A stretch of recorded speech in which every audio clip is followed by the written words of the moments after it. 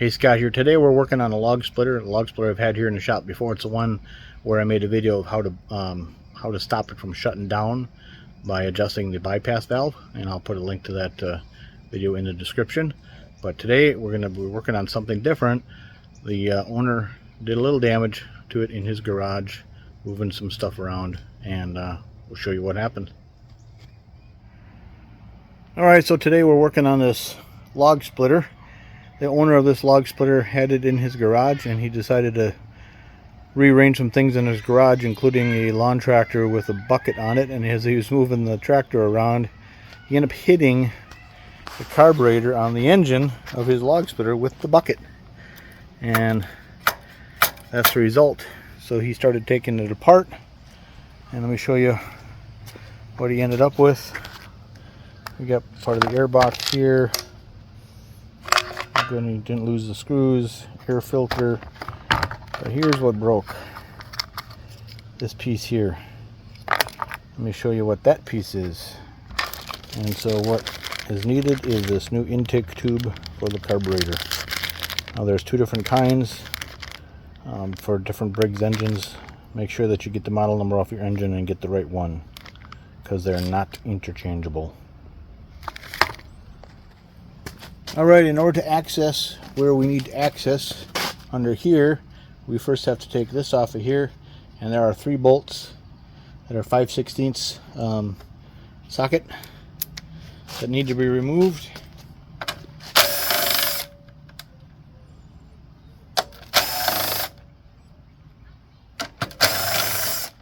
And these are special little shoulder bolts. And then you should be able to tip this backwards.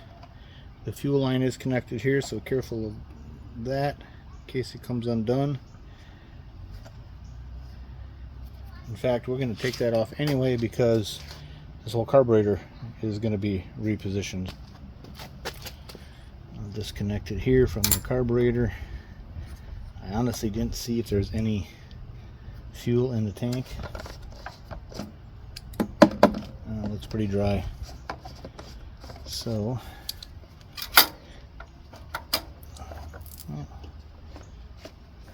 there we go.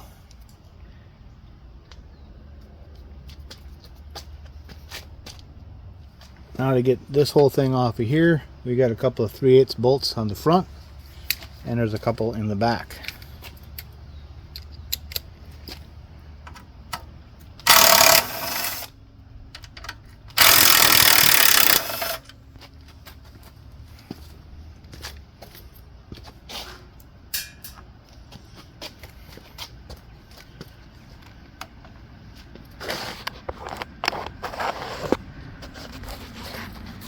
And the ones in the back are there and there.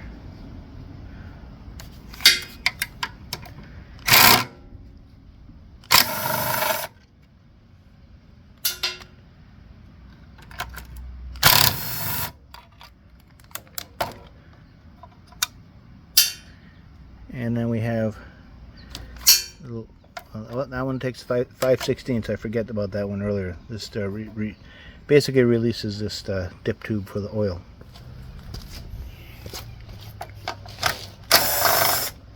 That's another shoulder bolt. Now we should be able to just pivot that away, and this should lift right off. There we are. Alright, so here's the tube we're after, and it goes up underneath the ignition coil here. So we're going to remove the ignition coil. So let's unplug the spark plug. And then we have a 1/4 inch socket.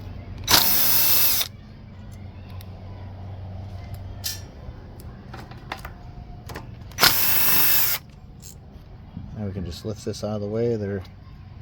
Oh, I see the kill wire was not connected. That was right here. So we'll make sure to plug that back in when we put this back together. He probably unplugged it when he took it apart. In fact, just so we don't misplace these screws, I'm going to put them back temporarily. Oh boy. Okay, it hit the ground. Good. goes back in the hole.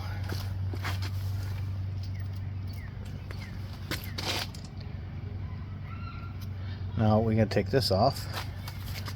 That's the same 1/4 inch. Yep.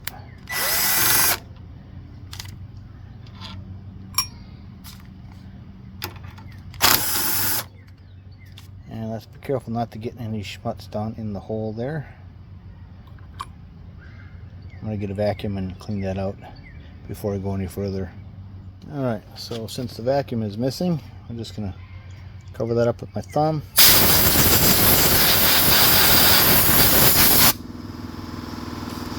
Blast myself in the face.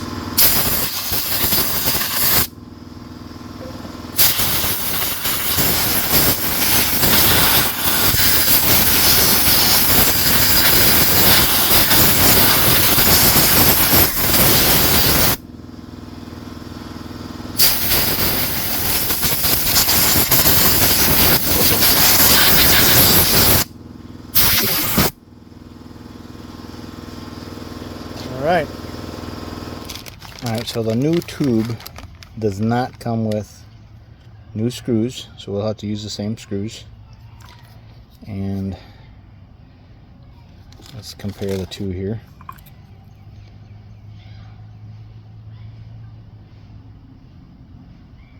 Now it does come with this little extra insert, like so.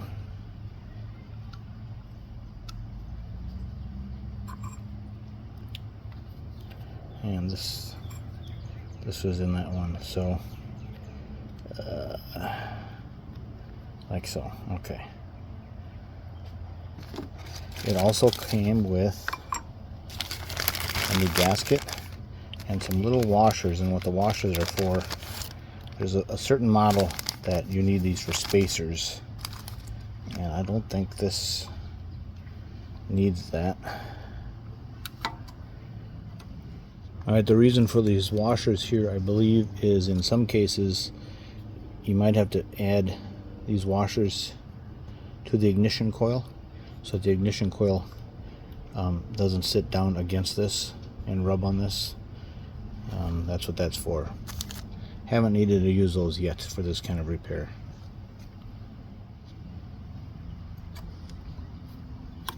Yeah, I know I did this once before, and that there are reasons for those washers, but we don't need them here.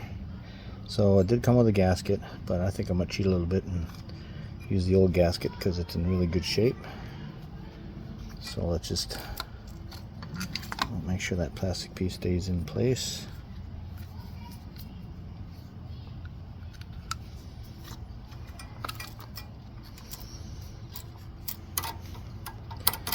And you know what? I'm gonna get this out of the way.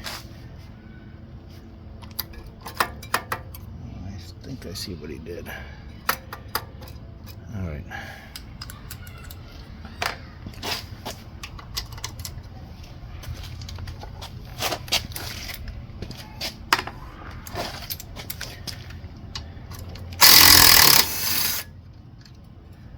Take that bolt out. This bracket, carburetor is attached to it, and I want to take that carburetor off. There's two bolts holding a carburetor on there.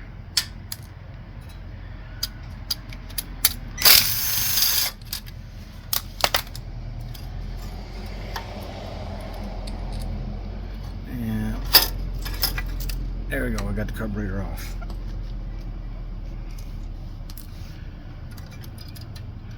And there is an O-ring here.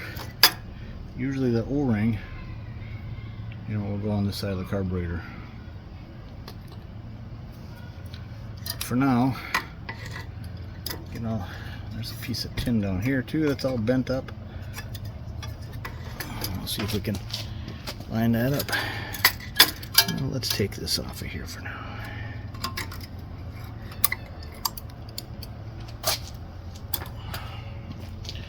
Let's just focus on this.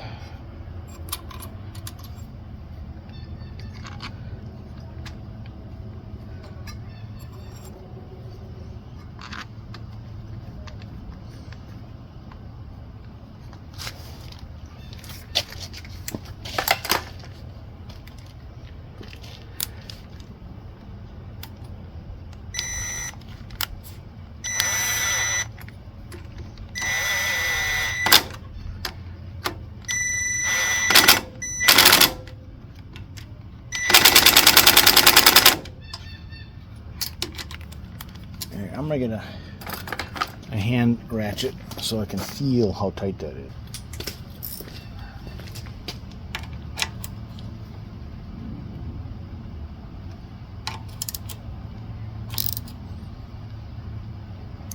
Snug it up good and snug, but remember it's plastic, so going into aluminum, so not too tight. Alright, so now that tube is in place. So let's get the carburetor put back on. Alright, so here's the bracket that the carburetor mounts to, and this mounts to the engine. One thing that I realized was that he was missing a bolt from over here, which goes into this hole. So it is an unusual bolt. Fortunately, I keep these in stock. This is actually a 1/4 thread, and it's a 3/8 inch size head, so you use a 3/8 wrench or socket to put it in. Now this particular one I didn't have it as short as I should have, so I had to cut that off and make it fit. So we've got now the original that he wasn't missing and the new one I made, and we'll mount that bracket back on there. And the bracket also has here the kill wire that will go to the ignition coil when we get it back on there. And this is the governor control, and the governor arm here, this end, is going to go into the magnet's right there, into the yeah, into the little hole. Oh, the magnet on the flywheel is messing with me, so we're going to put that in that hole there, and then rotate it forward. And we could take this all apart, but I'm being lazy. Alright.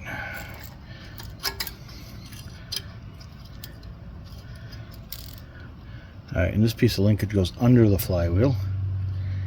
And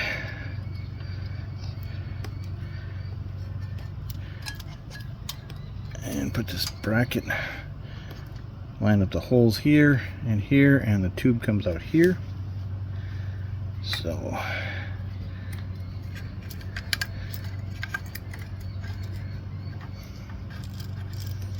put the new bolt in there.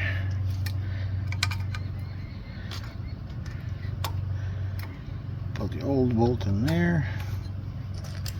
3/8 head, or 3/8 socket, I should say.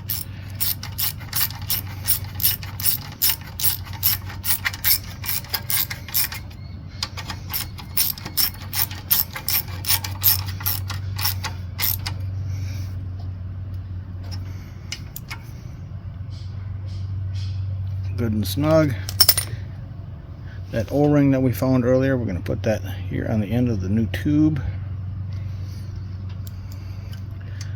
Let's make sure this wire is under the linkage.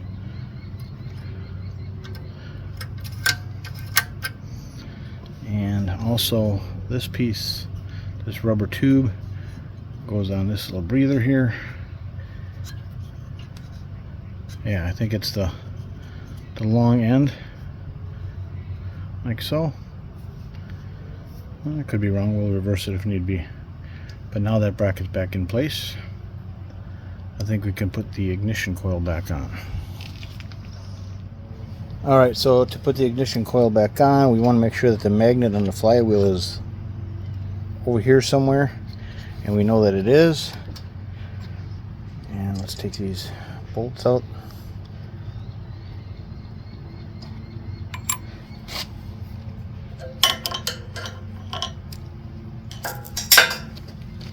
And now, let's see, let's remember to plug the kill wire back in here.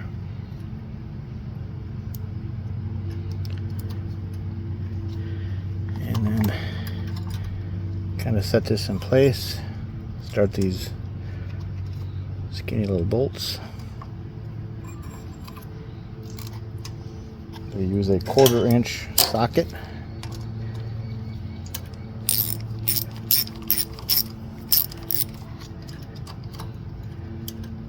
Get them both started. Okay, now what we're going to do now, you see it's kind of there's a little play there.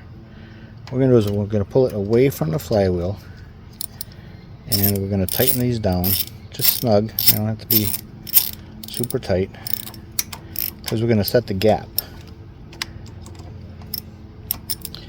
And to set the gap, you could use a business card of sorts or an index card folded in half. So you just slide that in there. Well, this one seems a little tight already. There we go. And now with these loose and that paper in place, we're going to swing the flywheel around until the magnet gets there. And there's the magnet. And now with the magnet pulling the ignition into it, we're going to tighten these bolts. Snug them up.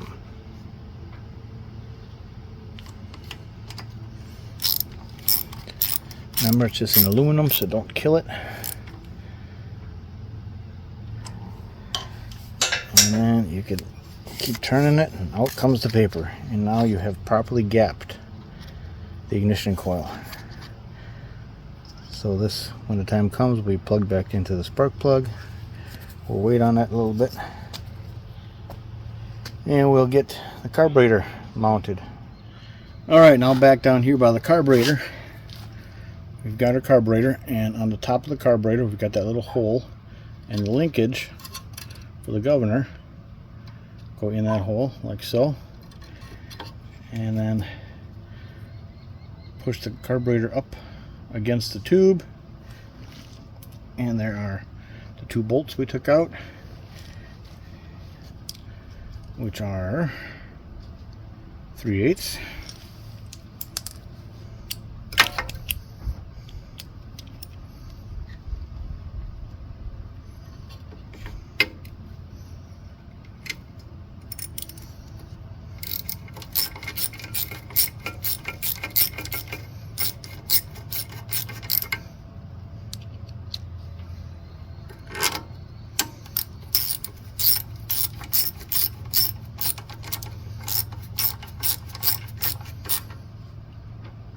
Snug it up.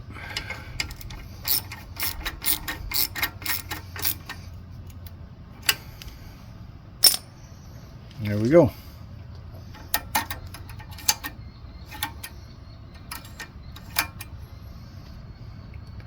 Alright, now let's get the gas tank and the top of the engine back on. Alright, so let's get the cover back on. And just for the record, let's take a look. This is where the serial number is located on the engine. So this is 126 TO2 0298B1. So 126 TO2 T02 0298B1. And here's the serial code 1102185B, maybe B or 8, I don't know. Date of manufacture February 2011. So let's get this back on there. Let's feed the spark plug wire.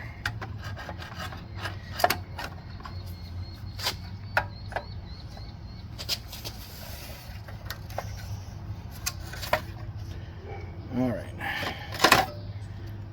Let's see.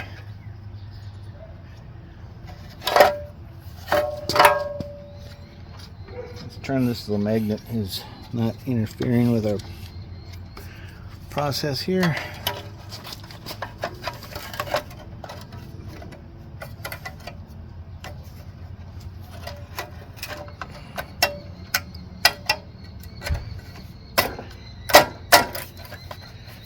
Right here is where it's catching that bracket, and then of course you have to have it, this sheet metal lined up over here. All kinds of stuff going on at once.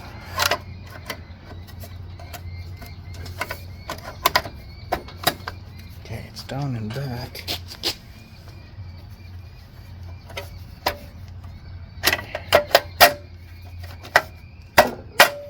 There we go.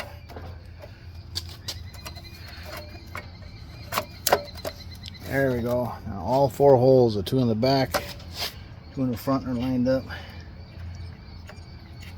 The ignition coil cord, spark plug cord is not binding. So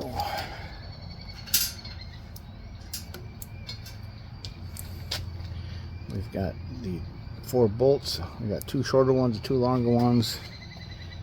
I think we'll put the longer ones in the back.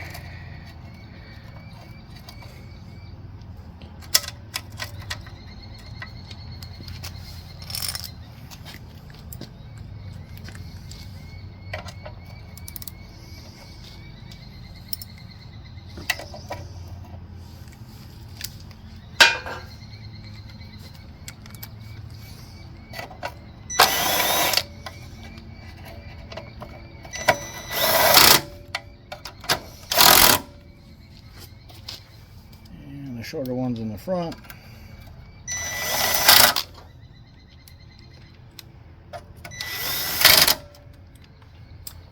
There we go. And now we can, well, first let's get the oil dip tube back in place.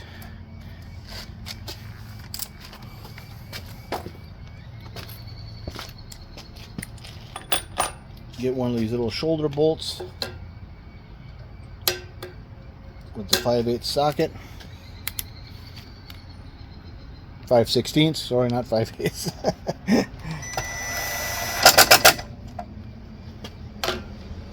And then hook that back up.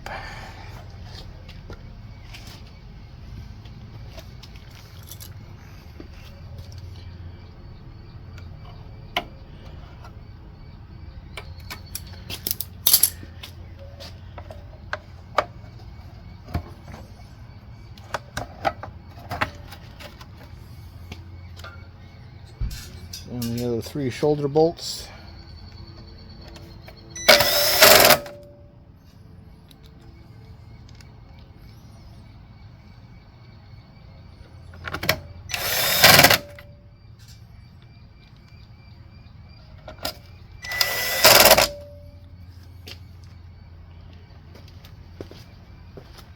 Now we'll get the air box put back on.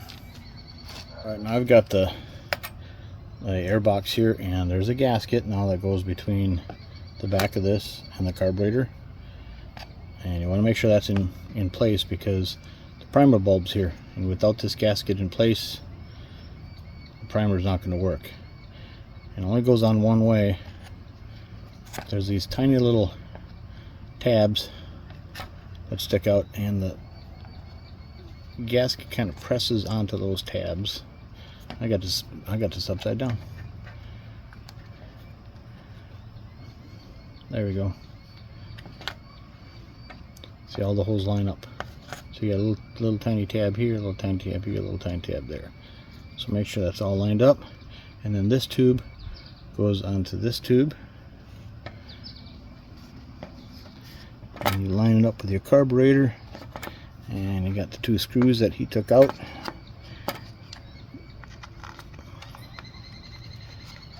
And I think they're 5/16 as well.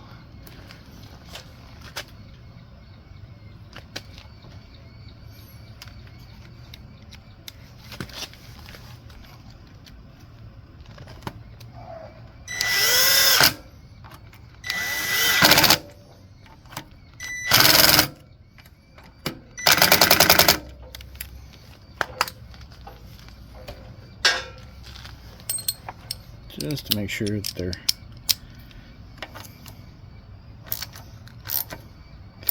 you want these relatively tight because you want that gasket to seal properly on the back. But the carburetor is aluminum, so don't kill it. Okay, I think we're good.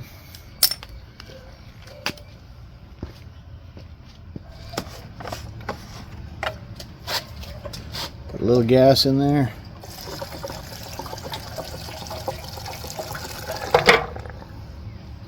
Well, it's almost full. I guess that's more than a little, but that's okay. Alright, so this is full throttle. And we have to put the top on yet, but I'm going to give this a pull to see if it fires. So we'll prime this. Oh, let's hook up the spark plug. And we'll prime it. And give it a pull, see what happens.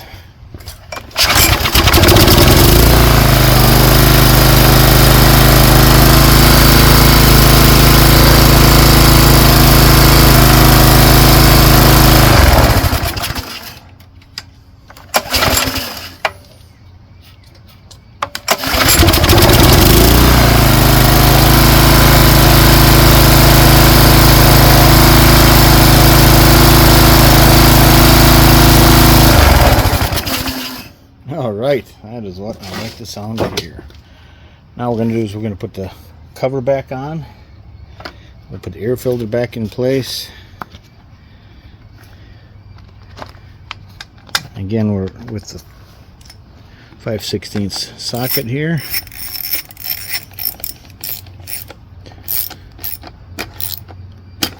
And when you cut the top off, you put the screws, which are Phillips head, back in the holes here. So we got those.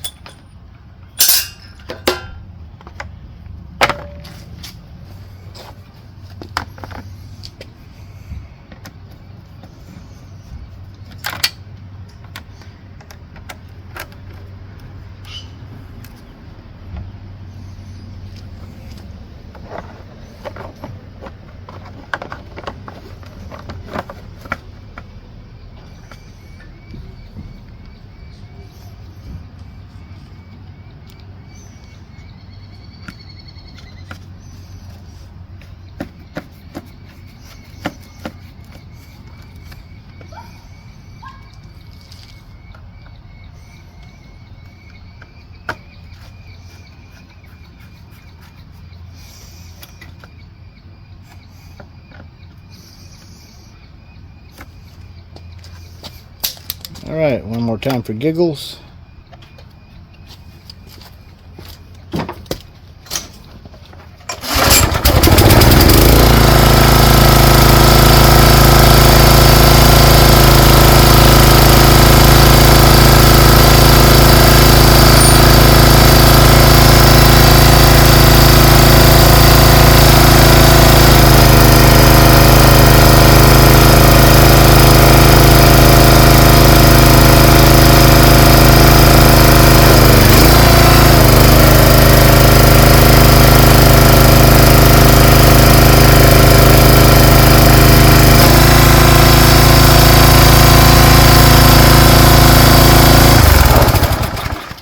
Alright, successful repair. Thanks for watching.